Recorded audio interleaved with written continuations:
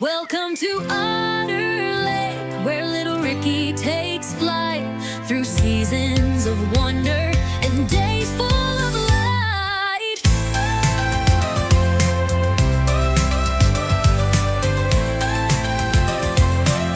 Well, hello there. Happy day. Rick Goatsy again here. How are you all today?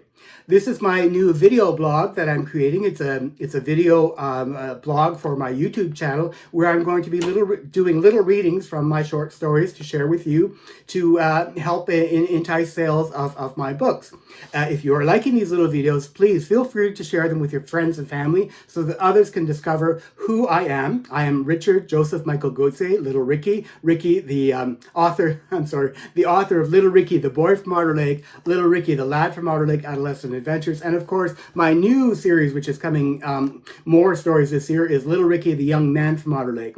Anyhow, today I want to focus on story number 2 of the first collection, Little Ricky, the Boy from Otter Lake, and this is the full collection of 12 short stories. It's available, I think it's selling for $15 now. Amazon had it on sale for a while. Printed copies, paperbacks, of course, are a little bit more expensive because we need to pay for the paper and, of course, the shipping. So printing and shipping cost. So that is why the paperbacks are always more expensive. But you can have most of my stories, most of my individual stories, for as low as $6 Canadian.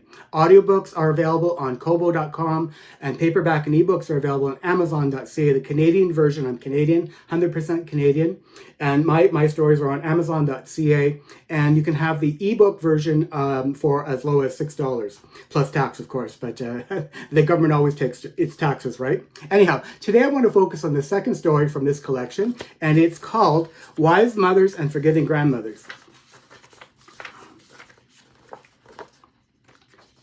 So hang on there, let me just find the right page. Here we go.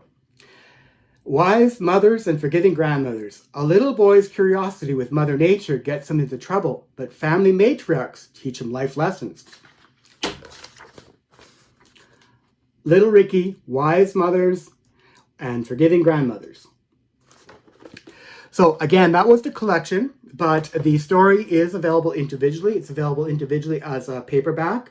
It's also available individually as an audiobook or as an ebook on Kobo. Ebooks and printed copies are available on Amazon.ca, and audiobooks recorded in my own voice are available from Kobo.com. Kobo is a 100% Canadian company, and I'm only selling now on Amazon.ca, the Canadian version of Amazon. So Little Ricky, Wise Mothers and Forgiving Grandmothers.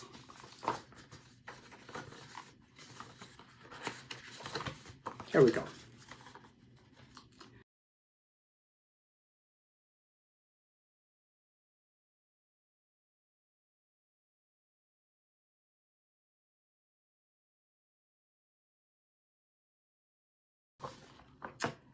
So here we go. Little Ricky, Wise Mothers and Forgiving Grandmothers. The day arrived with warm and bright sunshine. Each of the rear and shopside windows of the family home streamed in beautiful sparkling light on this chilly but fresh spring morning. He awoke slowly from his restful sleep, and at the teasing of the sunlight on his face, he opened his big hazel eyes and fluttered his dark long lashes.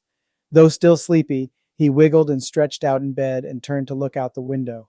He loved the morning. To greet the new morning, he put his gaze upon a magical view from the bedroom window. The early sky was angel blue and big white.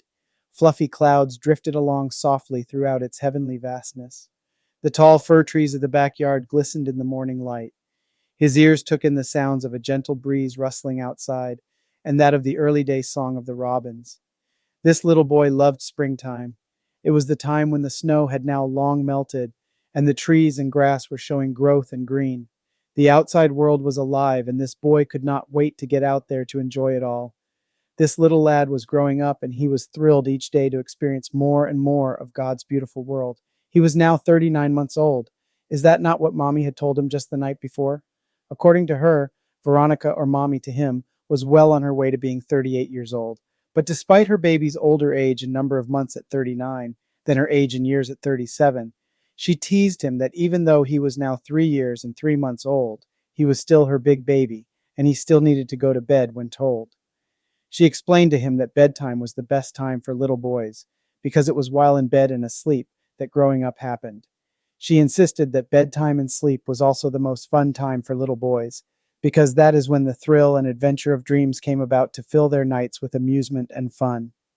Ricky knew Mommy was correct because she was very smart.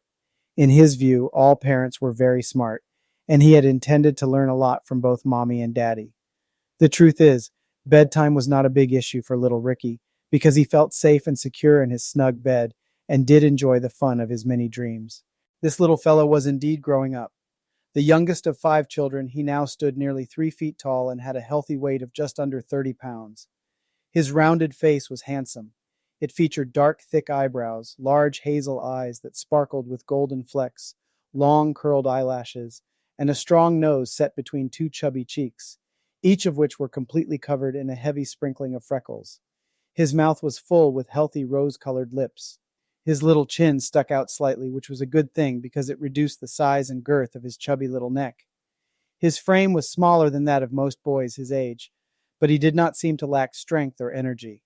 Today, he tumbled quickly out of bed with a thump. He swiftly tugged the bed covers and gave them a yank. Surely, he thought, this would wake his older brother Bernie, with whom he shared one of the 2 double beds in the boys' room.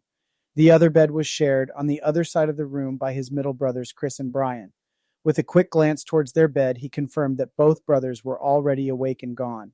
He was sure they were already downstairs and helping with the breakfast. Bernie, on the other hand, was still stretched out in bed and half asleep. Ricky tugged at the blankets once more, and then shook the bed as hard as he could. "Hey, Bernie, it's time to get up," he hollered. Bernie turned, smiled at his brother, and said, "Hey, give me another 5 minutes, will you? Go downstairs and let me have 5 more Z's."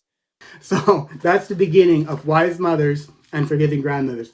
Hopefully you'll consider a purchase of this book on Amazon.ca or Kobo.com and support me. It can be had ebook and audiobook for as low as $6. I think the printed copy is about $15, maybe 12 something, $12.95.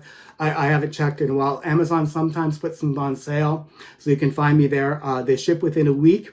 Again, I would really appreciate your support. If you do buy the book, please send me if you enjoy the book, of course, feel free to send me a review. A review would be very much appreciated. If you're liking my little Reading with Ricky YouTube videos, please give me a thumbs up. I love your comments. Your comments do mean so much to me.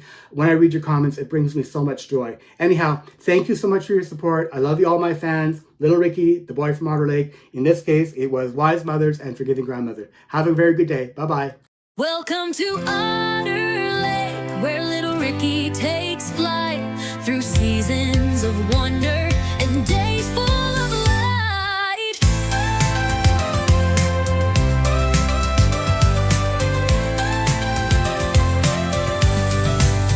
Born in the frost with a heart full of dreams, little Ricky's laughter like rivers and streams. Families embrace lessons